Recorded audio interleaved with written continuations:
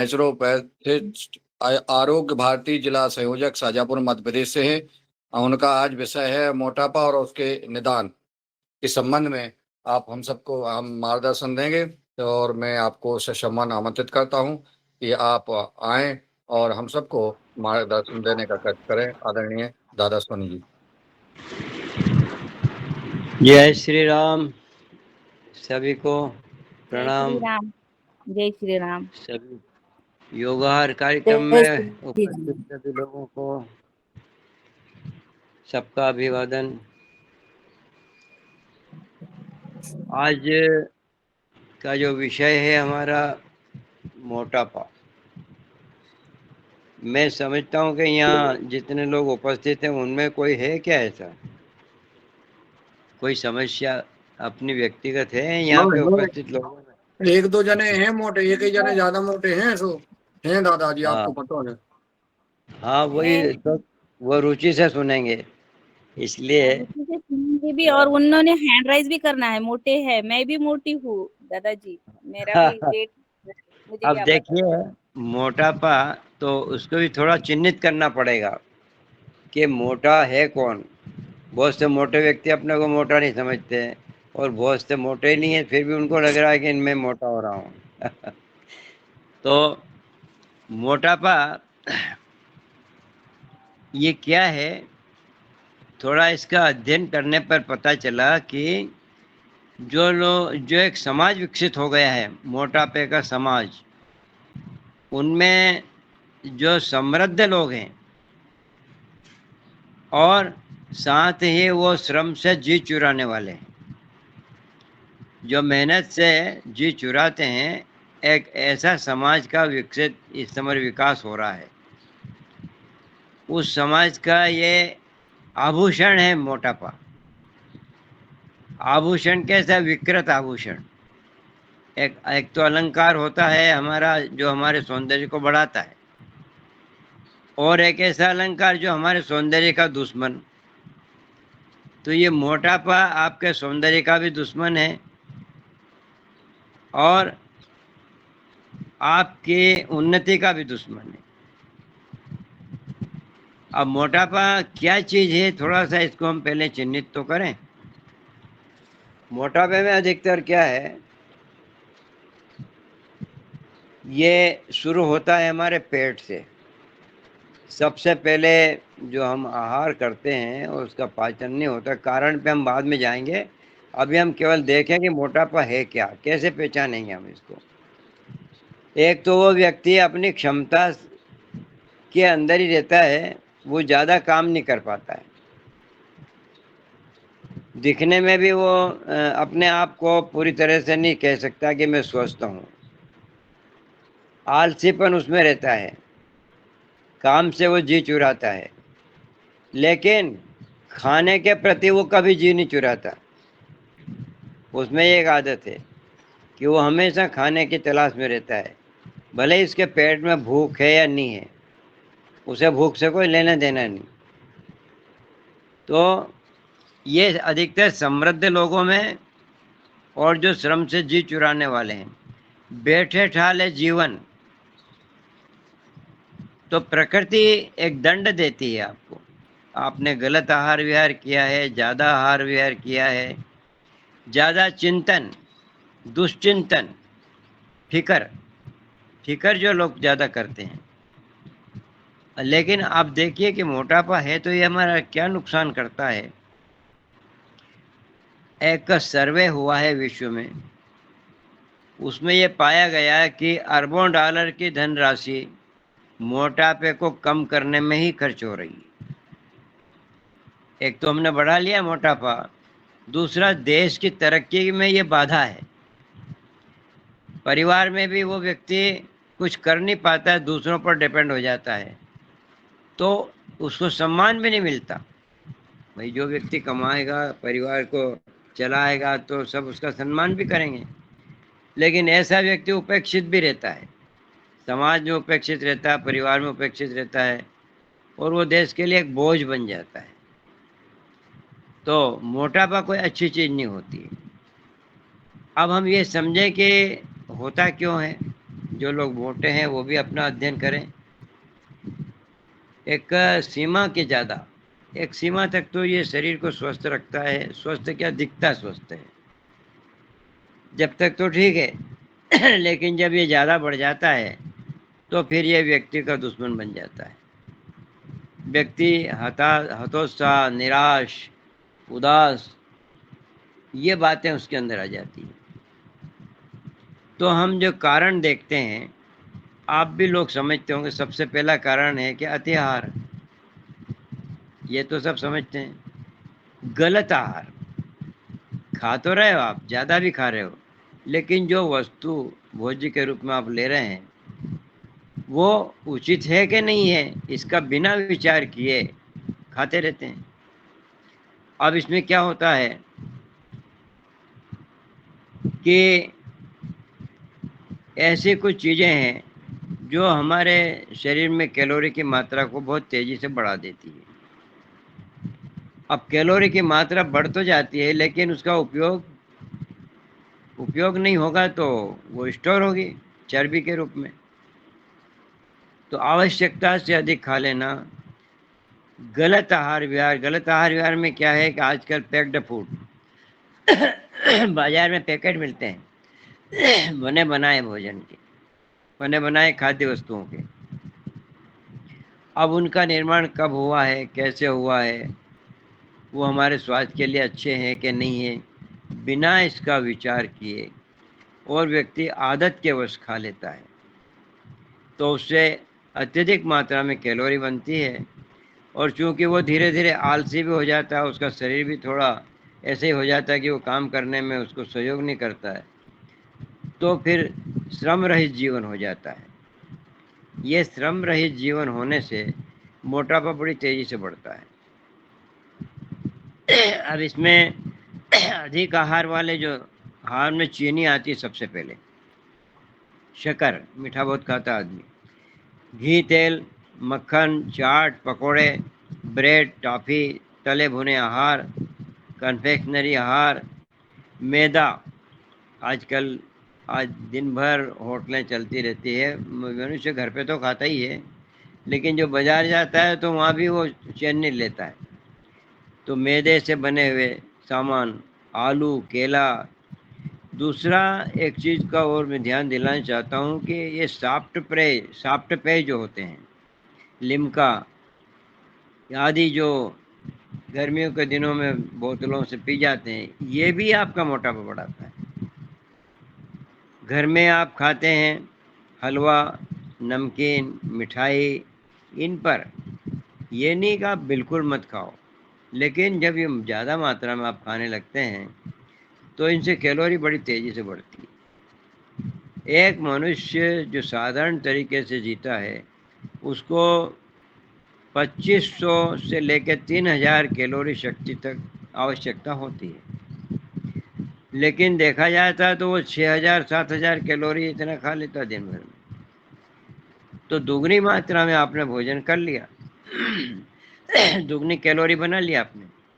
अब बची हुई कैलोरी ये क्या होगा, ये फैट के रूप में शरीर में जमा होगी। सबसे पहले जमा होती है पेट पर, तोंद निकलती है, पेट के ऊपर बोझ होता है, फिर वहाँ से डिस्ट्रीब्यूट होती है, तो फिर शरीर के विभिन्न भागों, कमर में, पुट्ठों में, छाती में, गले में, भुजाओं में, सब दूर इसका विस्तार होने लगता है धीरे धीरे। आप देखें कि जिन जिन अंगों में ये चर्बी जमा होती है उस अंगों का हिलना डुलना कम हो जाता है, मुड़ना कम हो जाता है। फिर आपको एक प्रकार से जब कोई काम करते हैं, बैठते हैं, उठते हैं, तो ये ऐसा लगता है कि ये शरीर हमारा अपंग हो रहा है, ये ठीक से काम नहीं कर रहा है, न हमको काम करने दे रहा है। आप कोई काम करने जाएंगे तो बहुत जल्दी थक जाएंगे, शरीर आपका पूरा मुड़ेगा नहीं, चलने फिरने में भी आपको दिक्कत आएगी। तो ये हमारे लिए कोई अच्छी चीज़ नहीं है कि चलो शुरू में थोड़ा सा शरीर बन जाए, वहाँ तक तो चलो ठीक है, अच्छा दिखता है आदमी, ज़्यादा दुबला भी अच्छा नहीं लगता है। परंतु जब ये ज़्यादा चर्बी बनने लगती तो फिर हमारे काम में ये अड़ंगा डालती है। आपको काम नहीं करने देती, और जैसे जैसे आप आलसी होते जाएंगे और ज़्यादा मोटापा आपको होता जाएगा। तो अब इसके कारण में आहार आ गया है, गलत आहार आ गया है। दूसरा कारण मैं बताता हूँ, व्यायाम और शारीरिक श्रम का अभाव। अपने जीवन में यदि उसने व्यायाम को स्थान नहीं दिया अथवा शारीरिक श्रम का अभाव किया, योग से नहीं जुड़ा, क्योंकि योग में भी श्रम हो जाता है। तीसरा कारण है उसकी जो हार्मोनल ग्लैंड्स हैं, शरीर में अंतःस्रावी ग्रंथियां होती है, वो अपना असंतुलन उनमें आ जाता है। कुछ हार्मोन ऐसे हैं जो कम मात्रा में छूटते हैं, कुछ हार्मोन अधिक मात्रा में छूटते हैं, तो उनका जो बैलेंस बिगड़ता है। जैसे थायराइड ग्रंथि और एड्रिनल ग्रंथि। हमारी थायराइड ग्रंथि जो है वो पूरे पाचन संस्थान को कंट्रोल करती है। सारा पाचन संस्थान, जितने थायराइड का अगर हार्मोन ठीक से निकला तो अन्य ग्रंथियां भी अपना हार्मोन ठीक से छोड़ेगी।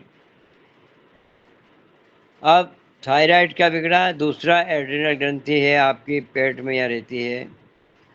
इसमें से कार्टिसोल नाम का एक हार्मोन ये क्यों छूटता है उसका कारण भी बताता हूँ मैं, कि मनुष्य दिन रात चिंतन करता है और चिंतन में कभी कभी उसको भय लगता है।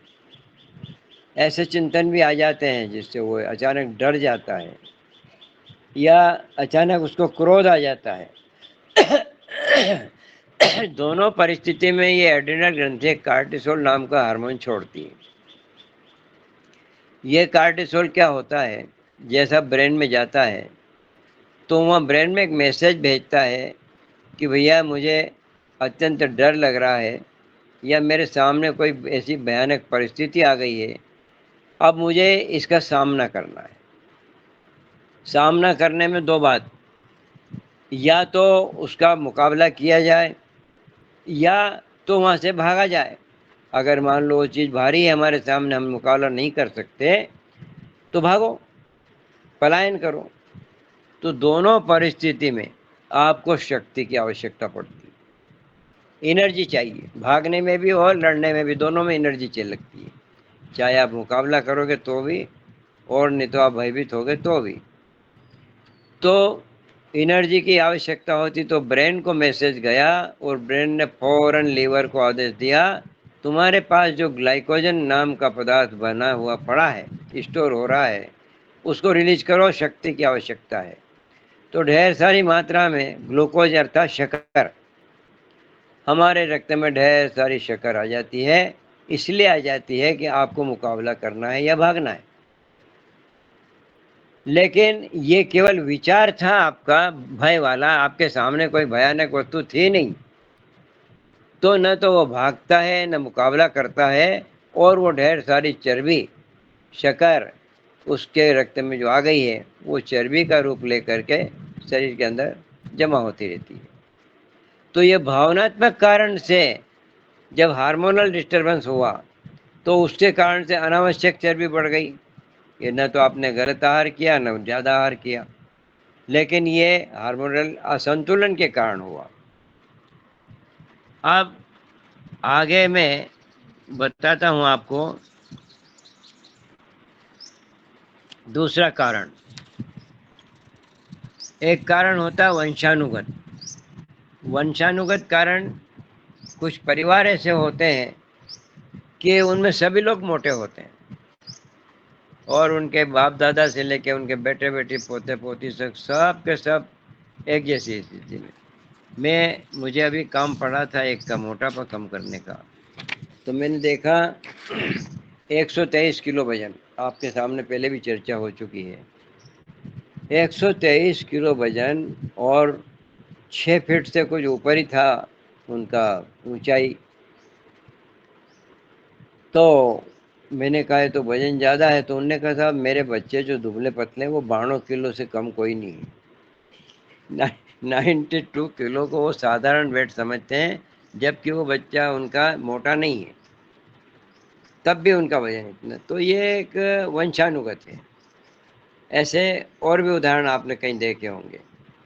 तो वंशानुगत का जो होता है तो उसके भी कुछ इलाज तो है, कर सकते हैं। मैंने उन महोदय का 123 से मैं 110 तक उनको ले आया था, तो वो कुछ अपना कार्य करने लगे, चलना फिरना घूमना फिरना सब हो चुका उनका, तो कुछ राहत तो मिली उनको। अगला कारण मैं बताता हूँ आपको, मानसिक मोटापा। जो अभी मैंने आपको बताया था कि मानसिक मोटापा क्या होता है, मानसिक कारण क्या होता है मोटापे का। बाहरी खतरों और परिस्थितियों से पलायन के फलस्वरूप व्यक्ति ज्यादा खाने लगता है। जो व्यक्ति खतरा महसूस करता है तो खतरे के महसूस करने के दौरान उसकी मानसिक प्रवृत्ति कुछ खाने की हो जाती है। उस खतरे से बचने के लिए वो खाता है, उसकी आदत हो जाती है, वो खा लेगा तो उसको लगेगा कि हाँ अब मैं सुरक्षित हो गया।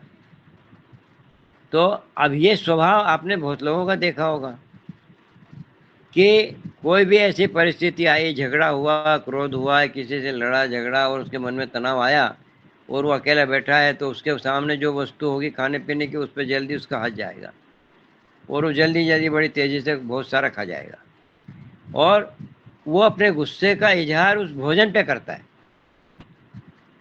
मन में लड़ाई चल रही है, लड़ने वाला कोई आपके सामने नहीं है, केवल विचार आए हैं आपको, और उस विचार के कारण आपको क्रोध आया।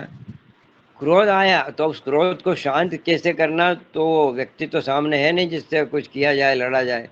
आपके सामने कुछ खाने पीने की वस्तु पड़ी तो सारा क्रोध उस पर निकल जाता है और वो जल्दी जल्दी सपाटे से बहुत सारी चीज़ें खा जाता है और उसको लगा कि मैंने सामने वाले को परास्त कर दिया। एक तरह से उसने परास्त नहीं किया, उसने भोजन पे गुस्सा उतार दिया सारा।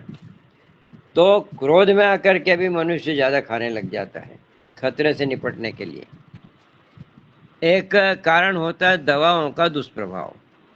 आप किसी बीमारी में हैं या कोई दर्द है आपको शरीर में, मानसिक रूप से सर दर्द है, हाथ पैरों का दर्द है, और इस प्रकार से जो दवाइयों का आप सेवन करते हैं तो उन दवाइयों के कारण भी मोटापा बढ़ता है।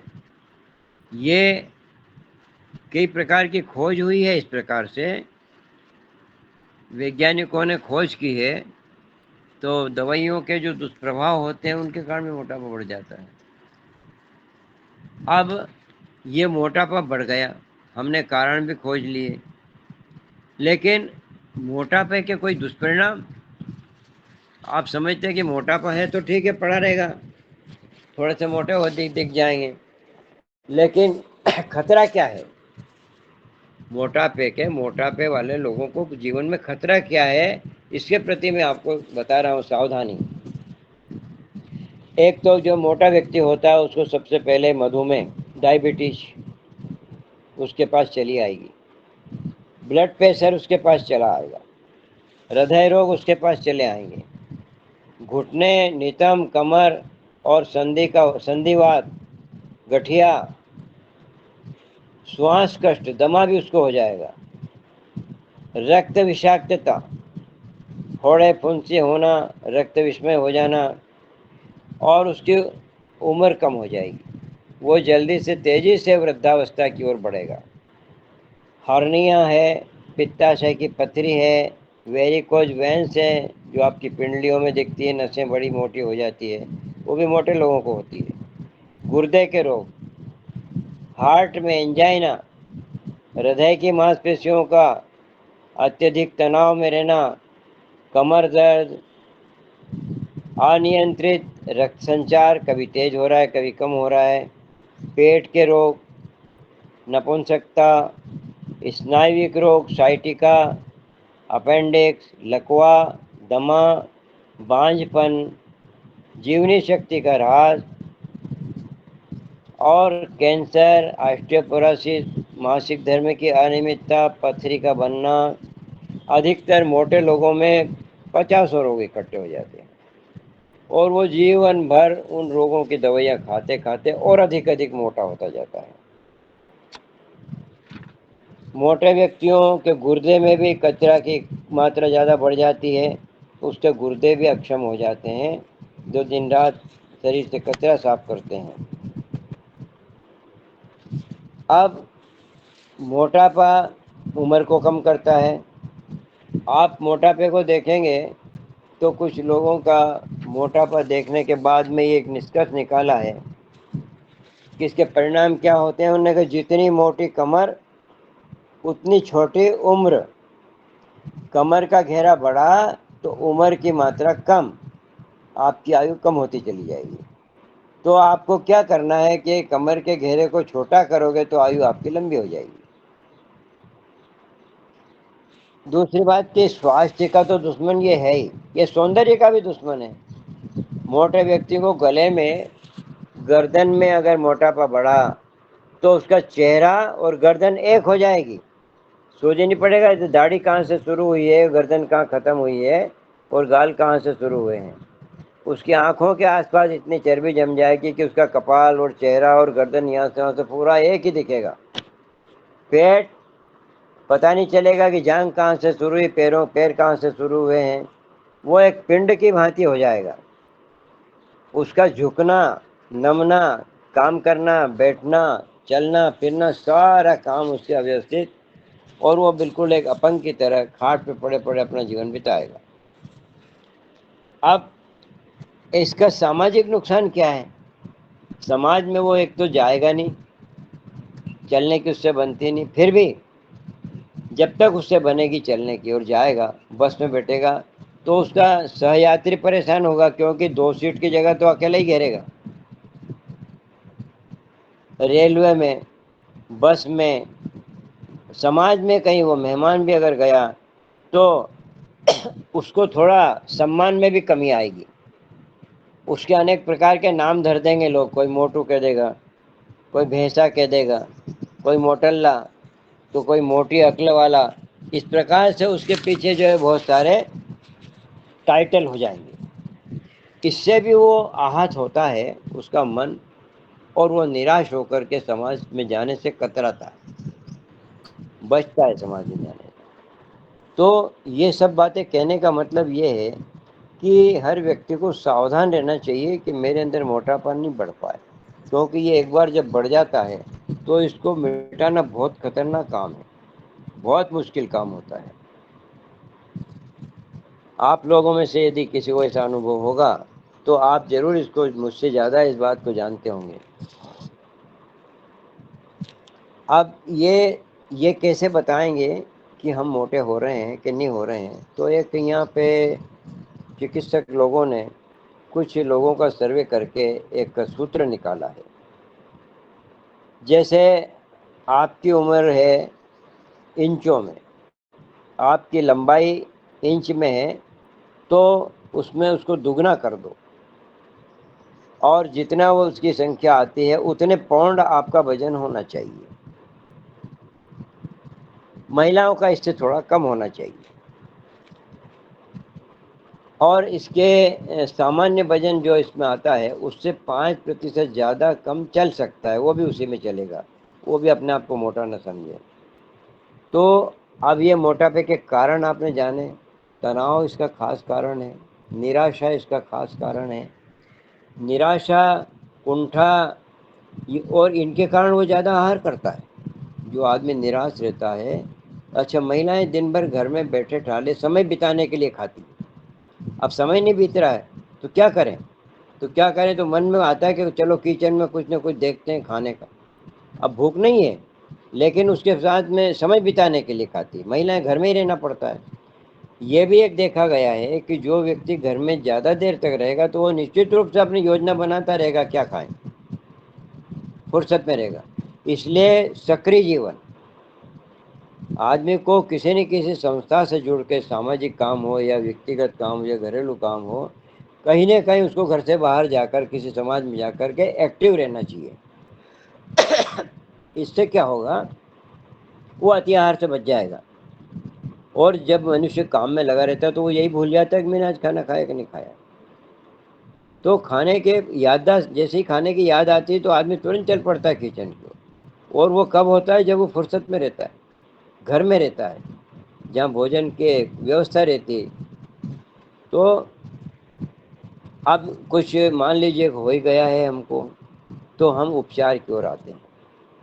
अब उपचार के लिए हम आज समाज देखते हैं कि लोग उपचार के लिए अस्पताल जाते हैं, वहाँ क्या होता है ये भी आप जानते हैं। वो सब दूर जाता है, कभी आयुर्वेद वाले के पास जाएगा, कभी कहाँ जाएगा, लेकिन हमने ये देखा कि सब दूर से घूम फिर करके वो आता है योग वाले के पास। योग में इसका निश्चित रूप से उपचार है। योग और आपके ग्रुप का जो नाम बड़ा अच्छा रखा है आपने, योग और आहार, तो आहार भी उसका उपचार है, योग भी उसका उपचार है। योग और आहार दोनों मिलकर के आपके इसका टाइटल का नाम है योगाहार। ये बिल्कुल उपचार करता है मोटापे का। आप योग में मोटे व्यक्तियों को यदि आप कहोगे कि हैवी एक्सरसाइज कर ले, ढेर सारे सूर्य नमस्कार लगा लें, वो नहीं लगाएगा, क्योंकि वो आलसी रहता है, उसका शरीर उसको इजाज़त ही नहीं देता है कुछ करने के लिए। तो उसको क्या करना है कि हल्के फुल्के उसको, जैसे आप मरकट आसन करते हैं, दाएं बाएं लुढ़कना, घुटने इधर उधर करना, इनको इनको हम बोलते हैं पवन मुक्तासन।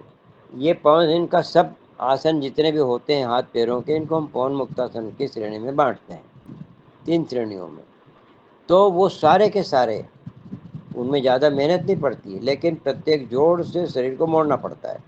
जैसे पैरों को मोड़ा, हाथों को मोड़ा, उंगलियों से मोड़ा, कोहनी से मोड़ा, कंधे से मोड़ा, रीढ़ को आगे पीछे किया, तो इनसे जो जमा हुआ चर्बी है वो धीरे धीरे उपयोग में आती है, ख़त्म होने लगती है। लेकिन उसके बाद नंबर आता है आहार का। तो आहार, योग और आहार दोनों मिल करके आप ध्यान देंगे तो मोटापे का उपचार हो सकता है। ये मेरा भी अनुभव है कि मैं करता रहता हूँ ऐसे लोगों का उपचार। पिछली बार आपसे लोगों से बात हुई थी कि आहार में मैंने सलाद का प्रयोग किया था। अभी अभी एक व्यक्ति का जब उपचार हुआ मेरे द्वारा, उपचार क्या, मैंने चलते रास्ते उपचार बता दिया था उसको। उसके घर जाके थोड़ी देर बैठा तो उसका शरीर देख करके बड़ा आश्चर्य होने लगा। वो बहुत परेशान था चलने फिरने में, बैठने में, बैठना उसके लिए मुश्किल हो रहा था, कुर्सी के बिना बैठ नहीं सकता, वो जमीन पे नहीं बैठ पाता था। और जवान लड़का, ये भी नहीं कि कोई उम्र ज़्यादा उसकी, जवान लड़का। मैंने कहा भाई ये क्या है? तो उसने कहा साहब क्या करूं, मैं तो ऐसा करता हूं, ये करता हूं। उसने बहुत सारी बातें बताई, लेकिन उसका नतीजा कुछ नहीं निकला। तो वहीं उसकी पत्नी बैठी थी, मैंने उससे कहा, मैंने बेटा ये तुम्हारे हाथ में है इसका मोटापा कम करना। तो उसने समझा मेरे से और मैंने उसको बताया प्रयोग, आप लोग भी सुने। सुबह 10 बजे तक या 9 बजे तक आप फल का आहार करें। फल, आप योग से जैसे निपटते हैं तो आप खूब फल खाएं, पेट भर के खाएं फल, कुछ नहीं होगा, उससे फ़ायदा ही फ़ायदा होगा। वो फल क्या करता है, शरीर में जा करके जितने भी फल हैं उनमें ज़्यादातर खट्टे फल अपना महत्व ज़्यादा रखते हैं। वो फल आपके शरीर की चर्बी को घुलाएंगे, अपने स्थान से उसको घुला देंगे, लेकिन वो शरीर से बाहर नहीं निकाल पाते हैं फल। फिर उसको बाहर कौन निकालेगा? सब्जियों के रस, जितनी भी सब्जियां हैं जो भी उपलब्ध हो जाए अपने को सीजन के मुताबिक, उनमें से रस निकालो उनके, और रस पीना शुरू करो। 1 गिलास, 2 गिलास, 3 गिलास दिन भर में, दोपहर बाद 2-3 गिलास आप रस पी लो, या अच्छा सा सलाद बना के खा लो। सलाद कैसे बनाते हैं मैंने पिछली बार आपको बना के भी बताया, उसका फोटो बताया था कि लौकी, गाजर, खीरा ककड़ी और जो जो भी पीसने के लिए, पीसने पे बारीक बारीक बारीक बारीक उसको अच्छा पीस लो, और उसमें थोड़ा हल्का सा दही मिला लो, नारियल की चटनी मिला लो, मूंगफली के दाने का चटनी बना के मिला लो, कुछ उसमें अंकुरित मिला लो, और थोड़ा सा हल्का सा नमक वगैरह मिला के उसको अच्छा टेस्टफुल बना लो। क्योंकि जब तक उसमें स्वाद नहीं आएगा उस पर रुचि पैदा नहीं होगी खाने वाले की। तो वो पूरा आप आहार ले लें। ये सब्जियों के रस और आहार क्या करते हैं, जो फलों के द्वारा चर्बी घुलाई गई थी उसको ये बाहर निकाल देते हैं। पेशाब और मल मूत्र के द्वारा ये सारी चर्बी का पाचन होकर के और धीरे धीरे शरीर से निकलने लगता है। मैंने उस व्यक्ति को ये बात बता के और मैं भूल गया, चला आया। 15 दिन के बाद ऐसा मौका लगा एक कार्यक्रम में कि वो वहाँ पर दिख गया, और देखा तो मैं आश्चर्य करने लगा, मैंने ये क्या हो गया तुमको? बोले मेरे सारे कपड़े ढीले हो गए, मेरे पैंट कमर से नीचे गिरने की स्थिति में आ गया, वो शर्ट उसका झूलने लगा, ऐसा लगा कि इसके भीतर की चर्बी सब किसी ने निकाल ली हो। तो उसने बोला कि आपने जो बताया था वही कर रहा हूँ। फिर मुझे ध्यान आया कि हाँ, मैंने तुमको बताया था। तो ये मेरा अनुभव थे, और भी बहुत सारे मोटे लोगों का इलाज मैं करता हूँ। तो मैंने मुख्य चीज़ देखी है कि आहार और योगासन के द्वारा आप बड़ी फुर्ती से बहुत शीघ्रता से वजन कम कर सकते हैं, और व्यक्ति का सौंदर्य वापस उसको प्राप्त हो सकता है। सौंदर्य भी प्राप्त होगा, रोगों से छुटकारा भी होगा, उसको समाज में मान सम्मान होना मिलने लगेगा। तो ये प्रयोग मैंने आपको बताया है। दूसरा एक प्रयोग और मैं आपको बताता हूँ। ये एक अच्छे प्राकृतिक चिकित्सक हैं, उनके द्वारा प्रिस्क्राइब है, उन्होंने बताया है। क्या बताया है? प्रातःकाल 5 बजे उठें, 1 नींबू, 1 गिलास पानी, थोड़ा सा कुनकुना, और उसमें 2 चम्मच मिला लें शहद। ये 5 बजे। इसके बाद में 9 बजे, उसके बाद फ्रेश होना करना और ये आपका योग वगैरह करना। उसके पश्चात में मौसम के अनुसार उपलब्ध फल या सब्जियों का रस, इन्होंने फल भी बताया है। अगर फल नहीं, ये भी ध्यान रखना, फल के साथ सब्जियों के रस नहीं लेना है। इन्होंने लिखा है उपलब्ध फल या सब्जियों का रस 1 गिलास, या मौसम के अनुसार फल का रस। तो मेरा मानना ये है, मेरा कहना ये है कि फल और सब्जी को साथ में कभी नहीं लेना। पहले फल ले लो और 2-3 घंटे बाद आप उनकी सब्जियों के रस लीजिए, या वो सलाद बना बनाया वो खा लीजिए। इसमें अंकुरित भी मिल जाएगा आपको, सलाद में दही भी मिल जाएगा। इसको अच्छा टेस्टफुल बना लें। फिर आप ये 9 बजे से 11 के बीच में बता रहे हैं, फिर 12 बजे के करीब आप भोजन करें। तो 2 रोटी से ज़्यादा आप नहीं लें, और आप ले भी नहीं पाएंगे। यदि आपने सलाद ढंग से खाया है तो 2 रोटी मुश्किल हो जाएगी आपको खाने के लिए, और उसके साथ उबली सब्जी, और उसमें भी अंकुरित वगैरह ये मिला लें। फिर 2 बजे के बाद में आपको खाना कुछ नहीं है, केवल पीना है। तो पानी उस नींबू मिला के पिए, उसमें आप शहद भी मिला सकते हैं। और यदि ये नहीं तो अकेली छाछ 2 बजे के बाद। और फिर 2-1 घंटे बाद सब्जियों का रस शाम तक और पी लें आप 2 बार। शाम को सोने के पहले थोड़े बहुत फल खा लें आप। बस ये आपकी दिनचर्या भोजन की हो गई। अब छोड़ना क्या है, ये तो आप भी जानते हैं छोड़ने की चीज़ें क्या होती है। नशे की कोई चीज़ हो, उसको आपको नहीं करना है, जैसे शराब वगैरह होती है। अब आपको सब्जियों में कौन कौन सी सब्जियां नहीं लेना है वो भी मैं बता देता हूँ। जितने कंद वाली सब्जियां हैं जो ज़मीन के भीतर पैदा होते हैं, वो कंद वाली सब्जी नहीं लेते हुए जो ज़मीन के ऊपर पैदा होने वाली सब्जियां हैं उनका रसाहार करें, उनको खाएं। लेकिन ये नीचे ज़मीन के भीतर जो पैदा होती है कंद वाली, उनको नहीं खाएं। उनमें आलू हुआ, रतालू हुआ, जमी कंद हुआ, शकरकंद हुआ।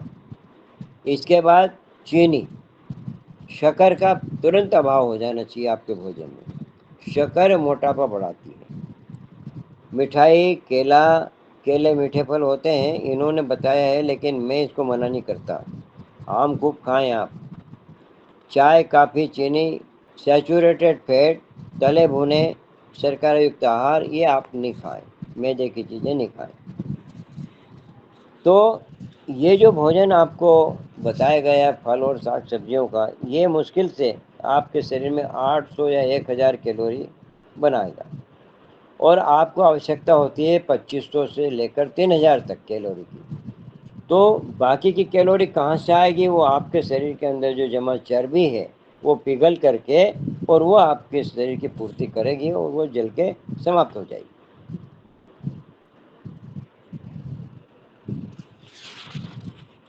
अब आता है नंबर के आहार तो हो गया, योग में क्या करें।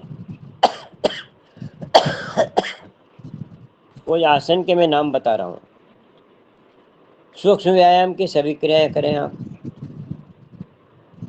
आसन में जानुशिरासन, पश्चिमोत्तानासन, योग मुद्रा, पक्षी आसन, उत्तान पाद, ऊंचे पैर उठाना, धनुरासन, चक्रासन, शलभासन, भुजंगासन, नौकासन, सर्वांगासन, हलासन और फिर प्राणायाम।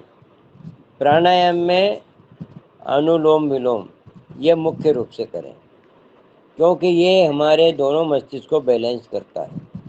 बैलेंस शरीर में हार्मोन का भी बैलेंस हो जाता है, और कोई डिस्टरबेंस अगर हार्मोन में आया है तो वो ठीक हो जाता है अनुलोम विलोम प्राणायाम से। दीर्घ श्वसन, आपकी श्वास लेने की जो आदत है वो छोटे छोटे श्वास लेने की हो, तो कृपया आप लंबी श्वास लेने का 1 घंटे का अभ्यास करें। अथवा आपको कहीं घूमने जाना हो और पहाड़ी चढ़ना हो, सीढ़ियाँ चढ़ना हो, तो उसमें श्वास लंबी हो जाती है। तो इस प्रकार से आप अपना व्यायाम चुनें कि जिसमें श्वास ऑटोमेटिक लंबी हो जाए। अब कुछ प्रयोग में ऐसे बता रहा हूँ आपको। मानसिक, इसके लिए शवासन, उसमें होती है योग निद्रा। योग निद्रा में मोटापे का बहुत बड़ा इलाज है। अगर आप नियमित रूप से योग निद्रा करते हैं तो निश्चित समझ लीजिए कि आपका मोटापा धीरे धीरे धीरे धीरे कम हो जाएगा। भरपूर गहरी नींद जिसको आ जाती है, भरपूर रेस्ट जिसको मिल जाता है, शारीरिक रेस्ट के साथ साथ मानसिक रेस्ट। हम साधारणतः जब आराम करते हैं तो मोटे लोग तो वैसे ही आलसी होते हैं, तो उनका शरीर तो विश्राम कर लेता है, लेकिन उसका मन चलता रहता है, विचार चलते रहते हैं। तो मानसिक विश्राम जब तक नहीं मिलेगा तब तक मोटापा किसी का हालत में कम नहीं होगा। तो इसके लिए योग निद्रा है, ध्यान है, अजपा जप। अब अजपा जप का अभ्यास आपने नहीं किया होगा, लेकिन माला का जप तो जरूर किया होगा। तो ये एकाग्रता लाता है और मन को संतुलित करता है। और इसके अलावा ध्यान के अभ्यास आप करिए। वो जब भी कभी ऐसा मौका मिलेगा तो फिर उसका क्रियात्मक रूप समझाएंगे। अभी सिर्फ मैं इतना ही बता रहा हूँ। इन सब से आप अपने मोटापे को नियंत्रित करेंगे, समाज में सम्मान भी पाएंगे, परिवार में मान सम्मान होगा आपका, सब लोग आपको पूछेंगे, आप एक्टिव हो जाएंगे, आप काम करने लगेंगे, स्वास्थ्य का लाभ होगा। सौंदर्य, व्यक्ति बड़ा कुंठित रहता है और जब उसका शरीर अच्छा बनने लगता है तो लोगों में घूम फिर करके अपने को दिखाना चाहता है, उसका सम्मान बढ़ता है, उसके मन की खुशी बढ़ती है। तो जीवन को सुखपूर्ण बनाना, आनंदित बनाना, इसके लिए आपको मोटापे से छुटकारे के उपाय अवश्य करना चाहिए। आप में यदि कोई नहीं है मोटे तो बहुत अच्छी बात है, आप अपने अड़ोस पड़ोस में देखें और उनका उपचार भी इस प्रकार उनको बताएं। अब आगे आपको जो भी प्रश्न होंगे तो उसके हिसाब से मैं बताऊंगा। ओम।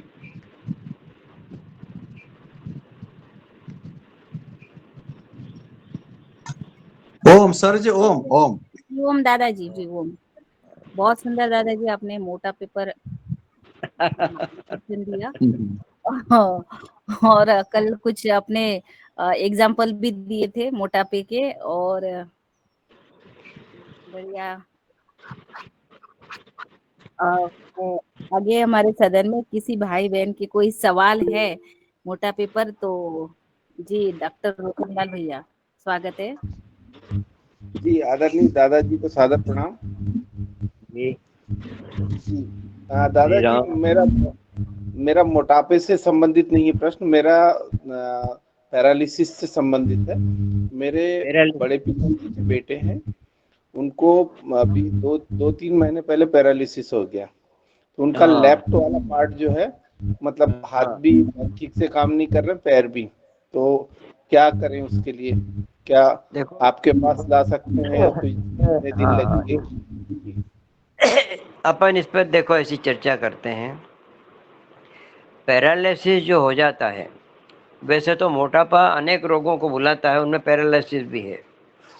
तो पैरालिसिस होता क्या है, इसको थोड़ा समझें अपन।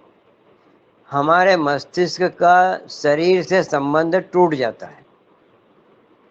मस्तिष्क सोचता है कि मेरा हाथ उठे, लेकिन शरीर उसका कहना नहीं मानता, क्योंकि शरीर को पता ही नहीं कि मस्तिष्क ने जो ऑर्डर दिया था उससे शरीर अनभिज्ञ है, तो हाथ उठता नहीं है।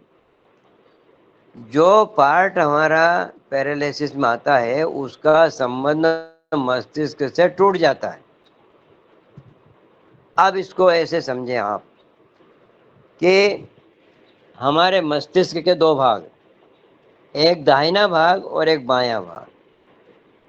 बायां भाग हमारे शरीर को कंट्रोल करता है और दायां भाग हमारे मस्तिष्क को कंट्रोल करता है।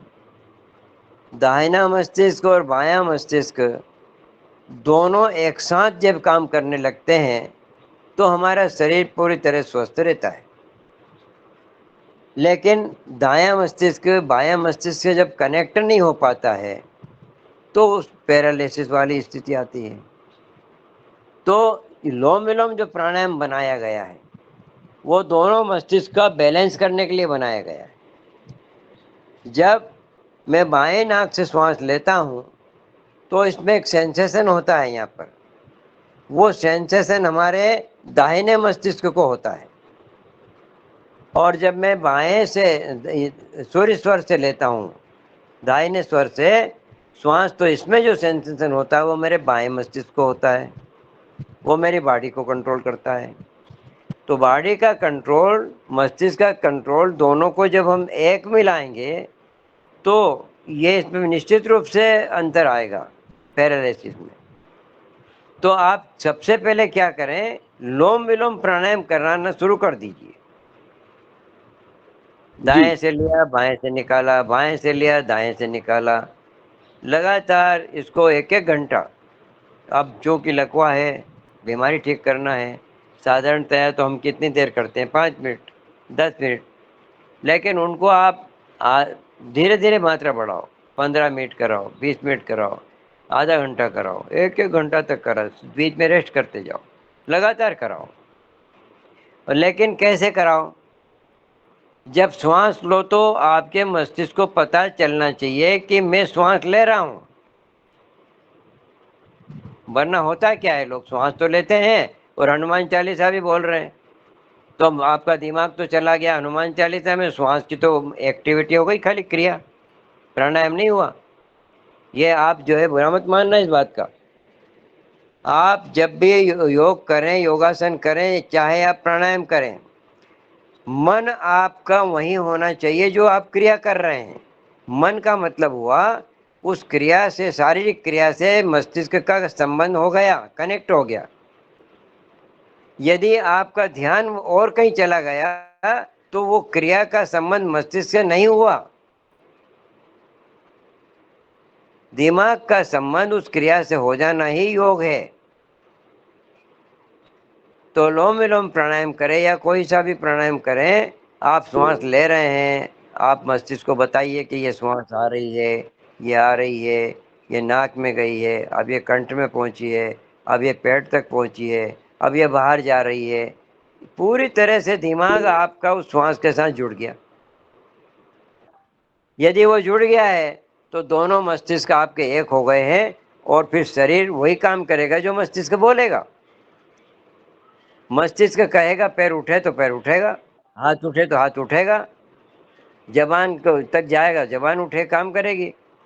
लेकिन आपने योग में तरीका ही ऐसा लगाया है कि हम काम कुछ करें शरीर और हम दूसरे मन से दूसरा काम करें, तो ये तो योग नहीं होता है। आप लोग बुरा नहीं मानना इस बात का, क्योंकि मैं देखता हूँ आप जब कोई भी काम करें तो मन और मस्तिष्क उसमें मिल जाना चाहिए। आपको दूसरा, जैसे आप किसी चीज को देख रहे हैं तो देखते समय आपको कोई आवाज नहीं सुनाई देगी, किसी ने आवाज दी तो आप उसको वो कहेंगे भैया मेरा ध्यान दूसरी तरफ था। तो ये ध्यान ही हमारा मस्तिष्क है। जिधर हम मस्तिष्क को ले जाएंगे वो शरीर के साथ जोड़ना।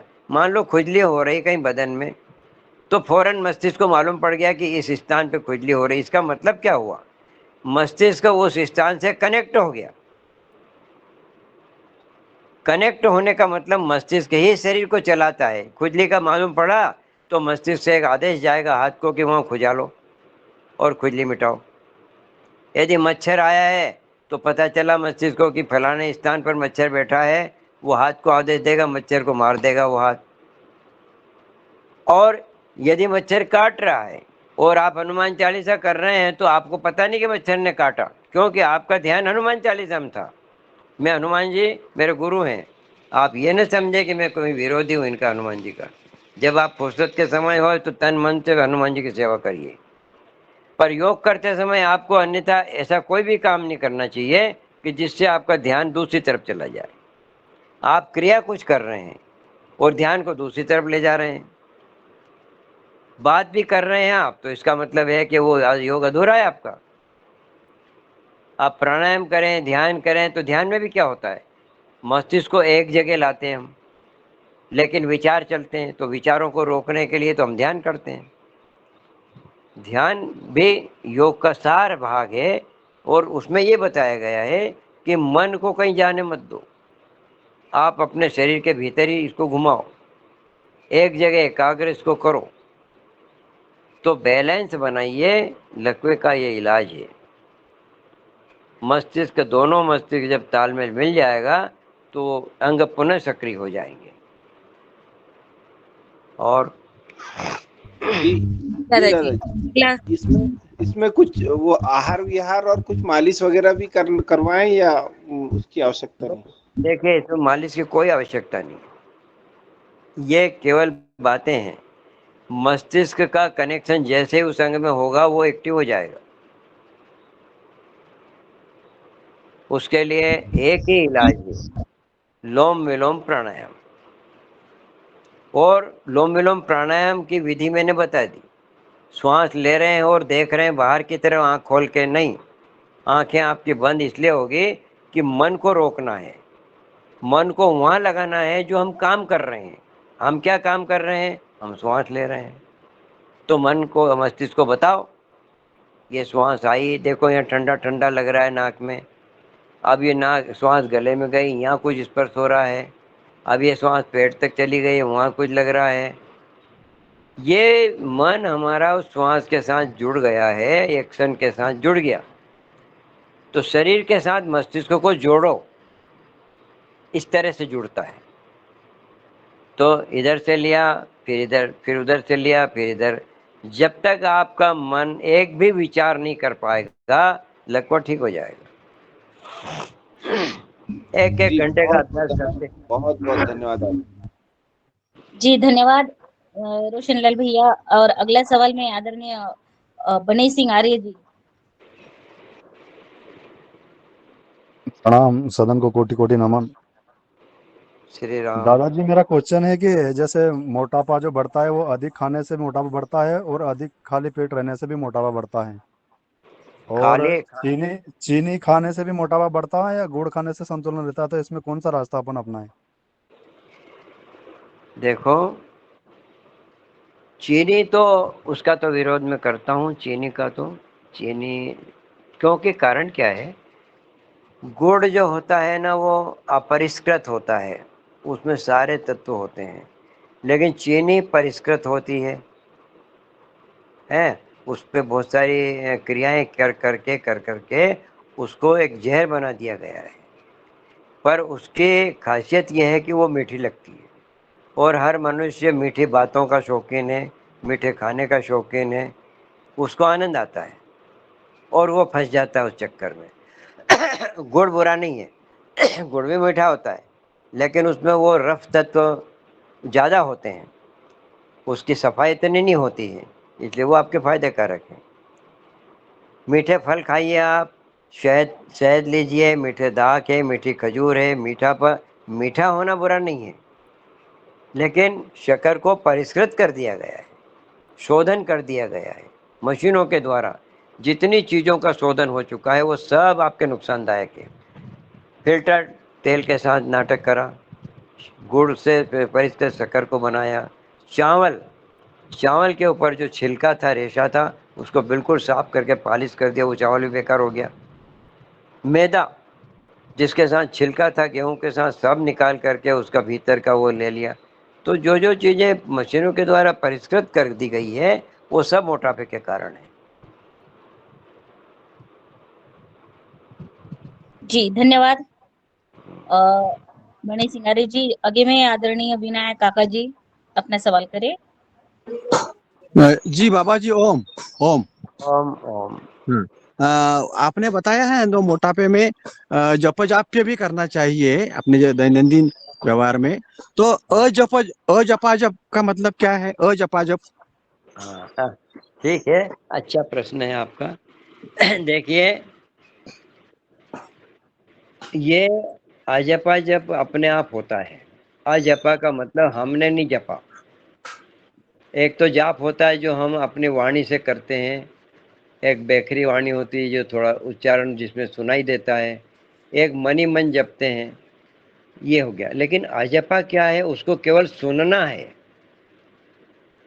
आप दोनों कान में रुई लगा लें या उंगली से बंद कर लें, और जो आपकी श्वास चलती है उसमें एक आवाज़ होती है सो हम। जब श्वास लेते हैं तो आवाज़ आती है सो, और जब छोड़ते हैं तो आती है हम। ये आवाज़ आपको जब तक कान खुले हैं तब तक सुनाई नहीं देती। आप कान में उंगली डालेंगे अभी तत्काल आपको सुनाई देगा सो हम, सो हम। उसको सुनना है, आपको नहीं जपना है। वो हो रहा है जाप, और वो 24 घंटे ही होता है, वो चलता है, उसको केवल आपको सुनना है। अजपा का मतलब आपने नहीं जपा, वो अपने आप चल रहा है। अपने आप जो जाप चल रहा है शरीर में, उसके प्रति सतर्क हो जाओ, यानी मस्तिष्क को जोड़ दो उससे, तो बाहरी दुनिया से आपका सारा संबंध कट गया, विचार आपके बंद हो गए। और मुख्य चीज होती है विचार, यही हमारी ऊर्जा को खत्म करते हैं, ये हमारी आयु को भी खत्म करते हैं। तो अजपा के द्वारा हम विचारों को रोक देते हैं, ये अजपा की मुख्य शक्ति है। अब उसमें आप प्रारंभ में जब करेंगे तो आप 2 मिनट के लिए करेंगे, 4 मिनट, 5 मिनट के लिए करेंगे, लेकिन जैसे जैसे आप इसको आगे बढ़ाएंगे इस साधना को, तो 1-1 घंटा, 2-2 घंटा, 1-1 दिन पूरा हो जाए, ऐसे भी महात्मा लोग हैं। एक जैसी स्थिति में आप बैठेंगे रीढ़ सीधी करके, ये उसकी बैठक है। रीढ़ सीधी करके शरीर को सीधा करके बैठेंगे, और कानों में आप रुई लगा लें, क्योंकि उंगली रखेंगे तो हाथ दुखियाएंगे आपके, इसलिए आप रुई लगा लें, आंखें बंद रखना पड़ेगी। तो हमारा मन जो है वो घिर जाएगा अंदर। दरवाजे हमने बंद कर लिए, जिन दरवाजों से भागता है मन वो है आँख और हमारे कान। कान से कोई आवाज़ सुनाई देगी तो फौरन हमारा मन भागेगा, आँख से कोई दृश्य दिखेगा तो फौरन हमारा मन भागेगा, विचार करेगा। तो ये 2 दरवाजे यदि आपने बंद कर लिए तो मन भीतर अंदर रुका गया तो धीरे धीरे वो स्थिर होने लगेगा। आप अजपा को सुनने में लग गए, आपको ही पता नहीं चलेगा कि मैं कितनी देर से बैठा हूँ, कहाँ बैठा हूँ, कैसा बैठा हूँ। तो ये मन को भीतर ध्यान की अवस्था है अजपा जप। ये जब हो जाता है तो हमारा मन, मस्तिष्क और शरीर एकाकार हो जाता है। सारी व्यवस्थाएं जितनी बिगड़ी हुई थी हमारे शरीर के, वो सब सुधरने लगती है। जी जी जी धन्यवाद, जी धन्यवाद। बहुत ओम सुंदर ओम। दादाजी। यानी अंतर मन से जो हम ध्यान करते हैं उसे ही हम जपाजप कहते हैं, है ना? हाँ ये भी हाँ। सही है। जी बिल्कुल सुंदर। और भी सवाल है, मगर मेरा एक सवाल है दादाजी। दादाजी, हम जब भोजन करते हैं तो जैसे हमारा नियंत्रण नहीं रहता है खाने पर, हाँ तो क्योंकि पेट तो बड़ा है, जितना भी हम डालेंगे उतना ही हमारा पेट ले ही लेता है। तो हमें हाँ। आहार कितना लेना चाहिए समतोल अपने, यानी फिर आहार है, नाश्ता है, जो भी है वो हमें कितना लेना चाहिए? देखो, एक बात बताएं आपको, हमारे मस्तिष्क में दो आप मेरी बात विनय सुनो। काका जी, आपका माइक बंद कर दीजिए, विनय काका जी। जी धन्यवाद। हाँ, तो हमारे मस्तिष्क में एक केंद्र है भूख का। हमको भूख लगती है तो मस्तिष्क को पता चलता है, फिर वो मस्तिष्क हमको बताता है कि पेट में भूख लगी है, आप इसको कुछ दो, है ना। ये भूख लगती है ना, ये तो पता है आपको। बिल्कुल तो जी। उसका भूख का केंद्र कहाँ है? मस्तिष्क में। पता किसको लगता है? मस्तिष्क को। तभी तो वो आपसे बोलेगा कि भूख लग रही है, जाओ लाओ खाना इसके लिए। दूसरा केंद्र है हमारा तृप्ति का, यानी हम धाप गए हैं, हमारा भोजन पूरा हो चुका है, इसका भी केंद्र है। होता क्या है कि हम जब भोजन करते हैं तो हम टीवी देखते हैं, मोबाइल भी सुनते हैं, लोगों से बात करते हैं, तो हमारा मन दूसरी तरफ जब लग गया तो भूख कब समाप्त हो गई मस्तिष्क को पता ही नहीं चला। आपने कितना खाया मस्तिष्क को मालूम नहीं, क्योंकि मस्तिष्क को तो दूसरा काम दे दिया था आपने। मोबाइल देख, गाने सुन, टीवी देख, इधर उधर लोगों को देख और खाता जा। तो शरीर ने क्या खाया मस्तिष्क को नहीं पता, तो उसे कैसे मालूम पड़ेगा कि मैं दहाप गया हूँ या मैंने कितना खा लिया है, मुझे कितनी आवश्यकता थी। कहने का मतलब ये है, जो बात अभी थोड़ी देर पहले बोला हूँ वो भूख भोजन पर भी लागू होती। हम भोजन जैसे हमने मुंह में डाला, आप पूरी तरह से उस भोजन के प्रति समर्पित मन को लगा दो। ये भोजन मैंने चबाया और ये मेरा रस आया, इस रस का स्वाद कैसा है, ये मेरे मन को अच्छा लग रहा है। आप पूरी तरह से उस भोजन के प्रति समर्पित हो जाओ, मन को वहीं लगा दो, और जितनी देर तक चबाओगे आपका उतनी देर तक मस्तिष्क समझ जाएगा कि इसने आज क्या खाया है। अब जितना खाते हुए जब आपको मस्तिष्क को पता चल जाए तो वो कह देगा बस, आपको ज़्यादा खाने नहीं देगा। आप कहते हैं बस हो गया, भर गया, पेट भरा। यदि आप इधर उधर की बातों में लगे रहे तो पता नहीं चौगुना भी खा गए तो मस्तिष्क को नहीं मालूम। तो अति आहार का कारण यह है कि खाते समय हमारे मन को भोजन के प्रति ही रखो। मुंह में जैसे ही कोर डाला, आप पूरे उस मुंह के और चबाने की क्रिया के साथ संलग्न हो जाओ विचारों के द्वारा। यही तो मुसीबत है, आज आदमी ये नहीं कर पा रहा है। कोई भी आके पूछता है ये चीज लोगे, वो चीज स्वादिष्ट है, और कल हम वहाँ गए थे तो वहाँ ये बना था, तो उससे ही अच्छा। मैंने बातों में अगर आपको उलझा दिया तो मुंह तो चबाता रहेगा। ये तो है मुझे दादाजी, मगर जो कोई स्वादिष्ट भोजन होता है उसमें भी हम ऐसे करते हैं। नहीं कर, किसी के घर में मेहमान जाए तो बोलते हैं ले लो करके, और भी खा लेते हैं, और भी हमारा संतुलन हम बिगाड़ देते हैं, ऐसा भी है। और घर में हाँ, भी है कि जो चीज अच्छी लगती है वो हम बहुत खा लेते हैं, ये भी है, उसमें दूसरी बात, नियंत्रण नहीं रखते। दूसरी बात ये मैंने बताया, एक तो मात्रा, मात्रा को हम कैसे कंट्रोल करें कि जब हम भोजन चबाते समय पूरी तरह से भोजन पे ध्यान देंगे तो मात्रा का कंट्रोल हो गया। अब क्वालिटी, क्वालिटी का चुनाव हम, भाई जैसे मैं अपना बताता हूँ, कल शाम को एक जन्मदिन की पार्टी में मैं गया था, जन्मदिन की पार्टी में गया था। आपको पता है कि मैं एक टाइम भोजन करता हूँ, मैं शाम को भोजन, रात को भोजन करता नहीं हूँ। वहाँ भोजन था, अब वहाँ सबने देखा कि ये बना है वो बना है, मैंने भी घूम फिर करके देख लिया क्या बना है। मैंने भोजन तो नहीं किया, केवल एक पीस दो पीस वहाँ उठाए किसी चीज़ के और मैंने अपने मुंह में रखा और मैं घर आ गया। तो ये आपके ऊपर निर्भर करेगा कि आपको क्या लेना है और क्या नहीं लेना है। सामने वाला तो कहेगा कि आप लीजिए, उसका प्रेम है आपके प्रति। दूसरी बात है, सामने वाले को भी ट्रेंड करो कभी कभी कि क्वालिटी, क्वालिटी ऐसी लो, आप ज़्यादा भी खा जाओगे, जैसे सब्जी का रस ले लिया आपने, सलाद ले लिया, उसको ज़्यादा भी खा गए तो कोई फर्क नहीं पड़ता है। और यदि आपने मीठे में ले लिया, पका हुआ ने ज़्यादा ले लिया है तो ये तो निश्चित रूप से आपको डाउन करेगा। तो आप फल और साग सब्जियों के रस से सलाद है, इनकी मात्रा भी कभी ज़्यादा हो गई थोड़ी तो 2 घंटे 3 घंटे में सब पच जाएगा।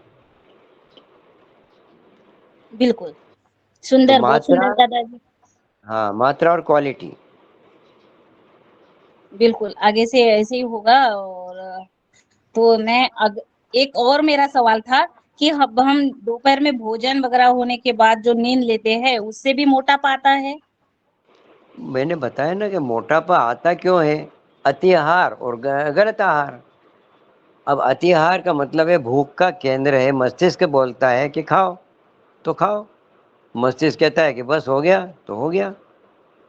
अब इसमें दूसरे का इंटरफेरेंस काय का? हमारा मस्तिष्क ही खुद कह रहा है। भूख लगती तो वो दौड़ता आदमी तेजी से, मुझे कुछ चाहिए। क्यों? कि उसका भूख का केंद्र है। आप अपने अंदर जब तक नहीं जाओगे, मस्तिष्क से जुड़ोगे नहीं, जब तक आपको भूख का और तृप्ति का एहसास ही नहीं होगा। और जब एहसास नहीं होगा तो आप कितना भी खा जाओगे। जी। आपने, हाँ, आगे समझ में आपको? जी, आ गए, बिल्कुल। ये सारा जो खेल है वो मस्तिष्क का है। जी। अलर्ट होकर के सजग, हमारा क्या है योग में, हम क्या करते हैं? सजग, सजग हो करके आसन करो, सजग हो करके प्राणायाम करो, सजग हो करके ध्यान करो। सजगता ही योग है। सावधान, इधर उधर ध्यान गया कि योग नहीं है वो चाहे भोजन के समय हो, चाहे बात करते समय हो। आपके सामने मान लो कोई मेहमान बैठे हैं और आपसे बात कर रहे हैं, और उनकी बात को आपने सुने बिना इधर उधर ध्यान दे दिया, दूसरों की आवाज सुनने लग गए, तो उसने क्या कहा आपको कैसे पता चला? तो वो सामने वाला बैठने वाला भी समझेगा मेरी बात ही नहीं सुन रहा। और आप सुन भी रहे हैं, उसके सामने भी बैठे हैं, पर फिर भी आपका ध्यान दूसरी तरफ चला गया, तो उसकी बात कहाँ सुनी आपने? तो वो भी संतुष्ट नहीं होगा आपसे। इसी प्रकार का भोजन में भी, वो भजन में भी, हर जगह सजगता। योग का अभ्यास क्या है? वो तो आपकी आदत डाल रहा है। योग आपको सजग रहने की आदत डाल रहा है। वो चाहे भोजन करते समय हो, संगीत में हो, सोते समय हो। तो ये सोने में भी क्या होता है, मन हमारा जब तक अंदर नहीं आएगा नींद नहीं आएगी। अगर वो बाहरी दुनिया में है तो नींद कहाँ से आएगी? तो हर क्रिया में योग आपको ट्रेंड करता है सजग रहने के लिए। जी दादाजी। जी, बहुत सुंदर दादाजी। आगे अगला सवाल मैं लेती हूँ। आदरणीय बहन कल्पना, कल्पना जी का हैंड राइज है। जी, स्वागत है बहन। जी। ओम दादाजी, सादर प्रणाम। और मेरा प्रश्न ये है कि बच्चों के मामले में ये कहा जाता है कि अभी तो इनकी खाने पीने की उम्र है, इन्हें खाने दो, तो इसलिए उनका वजन कंट्रोल नहीं हो पाता। तो इसके लिए आपके क्या विचार हैं? देखो बेटा, बच्चे जब तक एक्टिव रहेंगे, जब तक वो भूख मांगेंगे ही नहीं खाना। बच्चे घर में पड़े रहेंगे आलसी बन के, तो वो सिर्फ खाना ही खाना मांगेंगे। इसलिए उनको रचनात्मक काम सुझाओ। उनको कह दो बेटा ये अच्छा चित्र बना, अगर घर में ही बैठे हैं तो ड्राइंग ड्राइंग बनाने के लिए कह दो। और वो 2-3 घंटे तक अगर ड्राइंग बनाने में भिड़ गए तो वो भूल ही जाएंगे कि मेरे को कुछ खाना है। आप रचनात्मक काम में अपने स्वयं को भी लगाओ, बच्चों को भी लगाओ। कोई सा भी कार्यक्रम दे दो, खेल खेल खेलने में दे दो। वो एक्टिव रहेंगे, हाथ पैरों से सक्रिय रहेंगे, तो वो भूल ही जाएंगे कि खाना खाना है मुझे। वो तो मांगते तब है कि जब उनके पास कोई भी काम नहीं होता है और किचन में वो रहते हैं और खाने पीने की चीज़ों को देखते हैं। तो जे आँखों से जब देखते हैं तो वो तो मांगेंगे निश्चित रूप से। उस स्थान से उनको अलग ले जाओ, खेल के मैदान में ले जाओ, जंगल में घुमाने ले जाओ, या उनको चित्रकारी करने के लिए कह दो, उनको संगीत सिखा दो, उनको एक्टिविटी में भिड़ा दो। जी। लेकिन कई बार हम ही कहते हैं कि इनको तो खाने दिया जाए, उनको रोक टोक ना लगाई जाए, ऐसा भी तो होता ये है कई सब, बार। भाई देखो, अब माता पिता ही गुरु होते हैं। वो जिधर बच्चे को ले जाएंगे उधर बच्चा जाएगा। अब यदि बच्चे का स्वास्थ्य खराब होता है तो जवाबदार माता पिता ही बनेंगे। आपको चुनाव करना है कि बच्चे से मुझे क्या करवाना है। उसको डायरेक्ट मना करो मत खा, ऐसा नहीं होगा। उसको एक्टिविटी में लगाओ, उसको दूसरे बच्चों के साथ खेल में लगा दो। जब तक खेलता है बच्चा, उसको याद ही नहीं आती कि मुझे कुछ खाना है। बहुत तेज भूख लगती है तब वो दौड़ के आएगा फिर आपके पास, अरे जल्दी दो मुझे खिलाओ। और जब एकदम वो करेगा, हाँ बिल्कुल बिल्कुल सही कहा आपने दादाजी, हमें ऐसा ही करना है। जब तक बच्चों को भी ये महसूस होना चाहिए कि हमें भूख लगी है, तभी वो खाने को दौड़ेंगे, नहीं तो हम जबरदस्ती करते हैं। दरअसल क्या है, हमें हाँ, लगता है कि हमारे बच्चे स्ट्रांग होने हैं, तो उसको हम कुछ ना कुछ खिलाते रहते हैं, ये खा वो खा, बीच बीच बच्चे, में। हाँ बच्चे स्ट्रांग खाने से नहीं होते हैं, खाने को पचाने से होते हैं। जब खाना खाया है तो एक्टिविटी के बिना खाना कैसे पचेगा? एक्टिविटी में उसको लगा दोगे तो सारा खाना पच जाएगा, तो दुगना खा जाएगा, तब भी पच जाएगा। एक्टिविटी में जोड़ो बच्चों को, रचनात्मक कामों में जोड़ो। अगर जी घर में बैठा है उसको ड्राइंग सिखाओ, चित्रकारी सिखाओ, ले उसको सामान ला दो चित्रकारी का। अरे वो ऐसा भिड़ेगा कि वो आप कहोगे बेटा खा ले, तो कह देगा नहीं अभी रहने दो, अभी मेरे को नहीं खाना, अभी मेरे को नहीं खाना। हाँ ये बिल्कुल, तो ये भी होता है, ये भी होता है दादाजी, ये भी हमने हाँ, देखा है बच्चों में। और मैं चित्रकारी, आगे संगीत है, खिलौने बनाना है, बहुत सारे काम है। कहीं बगीचे में ले जाओ, फूल चुनो बेटा, तरह तरह के इतने फूल चुनो, इस रंग के फूल लाओ, तोड़ के लाओ। उसको आप काम तो बताओ, तो बच्चा चाहता है काम करना। लेकिन आपका दिमाग मोबाइल में लगा हुआ है तो बच्चा भी मोबाइल में लगा हुआ है, तो फिर तो कनेक्शन ही खत्म हो गया आपका और बच्चे के बीच का। जी जी बहुत सुंदर दादाजी। और मैं आगे एक सवाल, दो हैंड राइज है, आदरणीय दिनेश चंद्र सिंहवाल जी भाई साहब, आपका हैंड राइज है, कृपया अपना सवाल दादाजी से करिए। जी आदरणीय दीदी धन्यवाद, और आदरणीय दादाजी को सादर प्रणाम। ये भोजन की बात हो रही थी, तो मुझे पिछले सितंबर माह का एक यात्रा नहीं, आज स्मरण ये हुआ। दुबले दुबले लोगों का मंच नहीं है आज। लेकिन नहीं नहीं मैं दुबला नहीं हूँ असल में। मैं नहीं दुबला नहीं, नहीं हूँ। दुबले तो दुबले व्यक्ति जी। भी संतुलित भोजन से वो भी स्वस्थ होते हैं। जी। असल में आदरणीय वर्मा सर ने सर लेकिन मैं दुबला हूँ, चाहता हूँ कि आप दुबले लोगों के लिए भी कुछ बताएंगे, भले ही अगले सत्र में बताएं। जी देखिए, दुबले लोगों के लिए योगासन करिए, प्राणायाम करिए, तो आप अपने आप बैलेंस में आ जाएंगे। दुबला होना नहीं, पतला होना। दुबला उसको कहते हैं जिसको कुपोषण, उसको पूरा पोषण नहीं मिल रहा है, या जो मेरे यार पोषण दोस्त, मेरे सभी साथी मुझे यही कहते, तुम कुपोषण के शिकार हो, अपने आप को दिखवाओ। क्या जी आदरणीय। क्या जी हाँ जी मैं कह रही थी, हाँ दिनेश भैया सबसे पहले आप करिए, और हीरालाल भैया का भी सवाल है, वो बाद में लेंगे। जी दिनेश भैया। जी। हाँ जी आदरणीय, मुझे बहुत सारी बातें आदरणीय दादू जी के कहने पर याद आई, लेकिन उनमें से एक महत्वपूर्ण ये है कि मैं पिछले सितंबर माह में एक छोटी यात्रा पे था। तो एक सप्ताह में कोई यूपी में कोई कमिश्नर थे, उन्होंने बोला कि अगर आप इस क्षेत्र में हैं तो हमारी साथी रहे। तो हमने कहा उनसे उनकी सत्संगी मिलेगी। अब उनके यहाँ भोजन की व्यवस्था रही हमारी, तो उनका अभ्यास क्रम ये था कि भोजन के समय मौन वो रहते थे, और जो भोजनशाला थी उसमें कोई भी मोबाइल प्रवेश नहीं करेगा, ये व्यवस्था उन्होंने करी थी।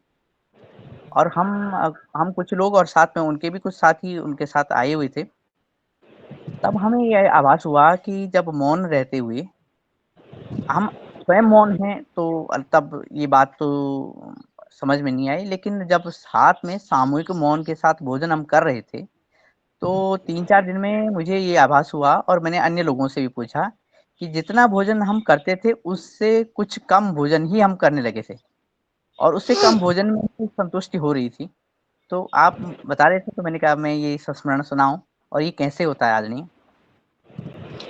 जब हम भोजन के प्रति, उसके रस के प्रति, भोजन जो हमने मुंह में कोर डाला है उसका रस कैसा है, उसका स्वाद, 6 रस होते हैं, षटरस भोजन होता है ना, उसमें मीठा, खट्टा, कड़वा, नमकीन, ये 6 प्रकार के रस होते हैं।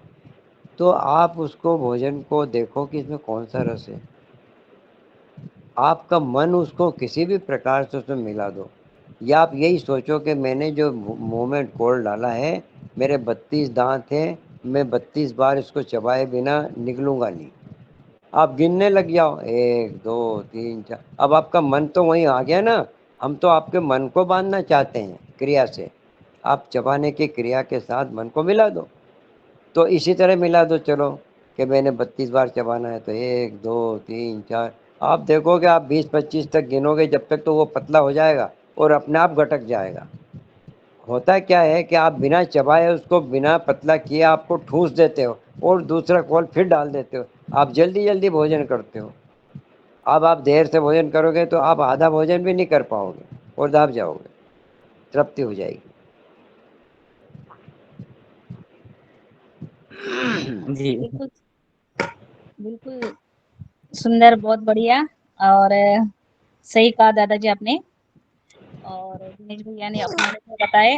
आपका बहुत बहुत धन्यवाद। और मैं, अब तो समय तो हो गया है, फिर भी हमारे 2 हैंड राइज है, डॉक्टर दुबे सर और शरद भैया का। तो सबसे पहले आदरणीय डॉक्टर दुबे सर अपना सवाल करें। मेरा सिर्फ जो चर्चा चल रही थी बच्चों के बारे में और मोटापे के बारे में, उसमें सिर्फ एडिशन इतना ही कहना है।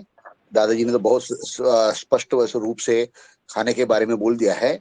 उसको सिर्फ मैं थोड़ा सा जोड़ना चाहता हूँ कि बच्चों को खिलाते समय या उनको ये करते समय उनकी एफिशिएंसी देखी जाए, फुर्तीलापन देखा जाए। बड़ी बड़ी स्पर्धाएं भी होती, सुदृढ़ बालक स्पर्धा या और भी, तो माता पिता क्या करते हैं, अरे भाई उसका बच्चा छोटा देखो कैसा मोटा मोटा है, अपने मेरे बच्चे के हाथ पांव तो बहुत बारीक बारीक हो गए हैं। वो इससे ये पैमाना नहीं होना चाहिए। बच्चा कितने तेजी से दौड़ता है, कितने तेजी से कूदता है, उड़ी मारता है, चढ़ता है, बहुत ये पैरामीटर्स होनी चाहिए। ये अगर बिल्कुल पैरामीटर्स पेरेंट्स के मन में रहेंगे तो बच्चा मोटा होगा ही नहीं, बचपन से ही उसको हाँ, आदत लगेगी नहीं। उसको फिजिकल एक्सरसाइज करने के, खिलाने के लिए, ग्राउंड पे ले जाने के लिए माता पिताओं ने समय निकालना चाहिए। बड़े दुख के साथ कहना पड़ता है, आज हजारों नहीं 10-50 हजार के हम खिलौने लेके देते हैं, लेकिन बच्चों को ग्राउंड पर ले जाने के लिए हमारे पास व्हाट्सएप और टीवी सीरियल देखने के बजाय पिता को बस ध्यान है, माता के पास तो फुर्सत ही नहीं है। तो ये जो जब तक बदलेगा नहीं तब तक बच्चे फुर्तीले बनेंगे नहीं। और यही जो पैमाना है एफिशिएंसी का, वही हमको बड़े पैमाने में भी देखना चाहिए कि शादी ब्याह के लिए देखते हुए भी हम बाहर से ही देख लेते हैं कि भाई लड़की ऊंची पूरी है, लड़का ऊंचा पूरा है, लेकिन उसमें फुर्तीलापन कितना है वो देखा ही नहीं जा सकता, मापा ही नहीं जा सकता। मैं प्रोफेसर रहा हूँ, हमने देखा है कि 20-25 साल के लड़के लड़कियां, जवान लड़के लड़कियां उतने तेजी से नहीं चल पाते, उतने तेजी से नहीं दौड़ पाते, जबकि कोई टीचर होता है वो 55-60 के उम्र में दौड़ता है। तो हम जो देखने का नजरिया है वो नजरिया बदले, यही मेरा कहना है। धन्यवाद। बिल्कुल बढ़िया बढ़िया, बहुत विचार अच्छे हैं। जी जी दुबे सर, बहुत बहुत धन्यवाद। और मैं आगे शरद भैया। जी, सदन को कोटि कोटि प्रणाम। आज जी मुख्य अतिथि जी के पास तो भंडार है, वो जिस क्षेत्र में भी छूते हैं वो खजाना निकलता है। और आज जो है वो हम लोगों से काफी जुड़ा हुआ सब्जेक्ट है। मैं मुख्य अतिथि से के यहाँ पे एक अर्जी लगाना छोटी सी चाहता हूँ कि कब उनके पास समय है तो मैं लेने आ जाऊँ उनको। जी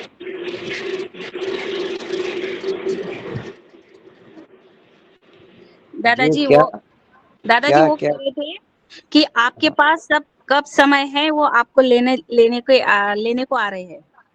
कहाँ पे? इटारसी नर्मदापुरम। अच्छा, उनका वो बोल रहे, वर्मा जी बोल रहे हैं। हाँ, जी वर्मा जी जी बोल जी रहे हैं। प्रणाम। हाँ,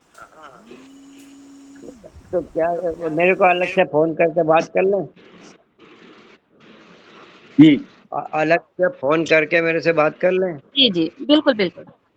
जी मैं आइए। कर लूंगी एक, जी। हाँ दादू आपसे वो बात करेंगे, और मैं आगे आदरणीय श्री पवन कुमार सर से निवेदन करती हूँ कि वो आपके साथ संवाद करें। जी जी धन्यवाद। समय आज बहुत हो गया है, प्रश्न अभी भी बाकी है मन में, लेकिन मेरा एक जो आपने आज बात कही बहुत महत्वपूर्ण बात है, वो ये थी कि हम जब प्राणायाम करते हैं तो उसमें हमारा अन्यत्र ध्यान नहीं जाना चाहिए यहाँ तक कि जो हम हनुमान चालीसा का भी जो पाठ कर रहे हैं इसको भी इससे सेपरेट कर लिया जाए और अपने मन को एकाग्र चित्त होकर के केवल जो हम कपाल भारती कर रहे हैं केवल उस पर ही केंद्रित किया जाए। ये आपका आज का भी था और इससे पहले भी मुझे याद है आपने इस चीज पर अपनी टिप्पणी दी है। तो इस विषय पर मुझे लगता है कि हमें संशोधन करने की जरूरत है। इस योगाहार मंच के सभी साथियों से मेरा अनुरोध है कि ये जो विचार है इस पर अपनी सोच रखते हुए, क्योंकि क्या हुआ है कि मैं भी ऑब्जर्व कर रहा हूँ कि जब भी हम योग का सत्र हमारा चल रहा है तो वहाँ पर एक तो हनुमान चालीसा हम कर ही रहे हैं, उसके बाद शंखनाद भी कर रहे हैं और उसका भी एक ध्वनि का प्रभाव पड़ रहा है।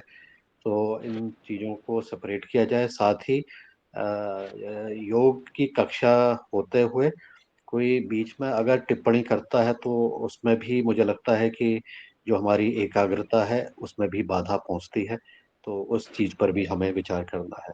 तो योग सत्र का हमारा संचालन किस प्रकार से किया जाएगा, किसमें क्या बोलेगा, कौन बोलेगा, नहीं बोलेगा, उसमें हम अपनी ध्वनि को कैसे एकाग्र चित्त रखते हुए अपने मन को और अपने दिमाग जो भी शरीर है उसमें हम एक समन्वय लाने का प्रयास करें। इस चीज पर मुझे लगता है कि मनोहर लाल जी से भी निवेदन होगा कि उसमें अपनी मार्गदर्शन करें। और बाकी चीजें तो आपने बहुत अच्छी तरह से आज बताई है। और जो फैट की बात जो है, जो मोटापा है, जब वो फैट हमारे शरीर में अक्यूमुलेट होता है, हमारे पेट में या हमारे अन्य अंगों में या हमारे अन्य जगह पर जहाँ पर भी वो अक्यूमुलेट होता है, तो उसको जब ये पिघलता है, जब हम व्यायाम करते हैं, जब वो पिघलता है, तब उसके अंदर मतलब हम कैसा हमें मतलब उस विषय पर भी मैं चाहता हूँ कि आपका मार्गदर्शन हमें मिले कि उसको हमारा पास एहसास कैसे होता है। मैं अपना अनुभव ये बताना चाहता हूँ कि मैंने अब जब फास्टिंग की और मैंने फास्टिंग का समय का अंतराल 12 घंटे का रखा, तो मुझे लगा कि अगर मैंने व्यायाम नहीं भी किया, लेकिन मेरे अंदर का फैट में शायद कुछ कमी आ गई, वेट में कुछ कमी आ गई। और उसको मैं पढ़ रहा था, इंटरमिटेंट फास्टिंग भी कर रहे थे। तो हालाँकि मैंने बहुत ज़्यादा व्यायाम नहीं करते हुए, बहुत ही सामान्य व्यायाम करते हुए भी फास्टिंग जब की तो वज़न में और शायद फैट में भी कुछ कमी आई। हालाँकि फैट में अभी भी है, चर्बी अभी भी है, लेकिन उसमें पहले की मात्रा में कमर की जो वो है उसकी माप है वो कम हो गई है, वज़न भी कम हो गया है। तो इस विषय पर भी आपका मार्गदर्शन अपेक्षित है। जी। तो अब समय हो गया है जी और दादा जी, अब हाँ समय तो बात हो गया है, अब हम कल भी कंटिन्यू कर सकते हैं। हाँ हाँ कल तो अब क्लास लेना पड़ेगी मेरे को मेरी योग क्लास लेना पड़ेगी। आप इसको एक आधा दिन ऐसा कोई शाम का वक्त निकाल करके भी कर सकते हैं क्या इसको? सुबह ही काफी समय, सुबह ही हो जाता है काफी समय, तो किसी भी दिन सुबह ही में कर लें, अलग से शाम को फिर नहीं, अलग अलग काम में व्यस्त रहते हैं सब। हाँ मेरी योग क्लास जो है वो 7:30 तक चलती है रोज। तो जिस दिन मैं यहाँ आता हूँ उस दिन वो मेरी क्लास डिस्टर्ब हो जाती है, उसको दूसरे के जब में करना पड़ता है। हाँ, तो अन्य लोगों को भी चेला बना के उनको भी ऐसे ही सौंपते जाओ तो अच्छा लगेगा नहीं वो इस क्लास बहाने वाले जो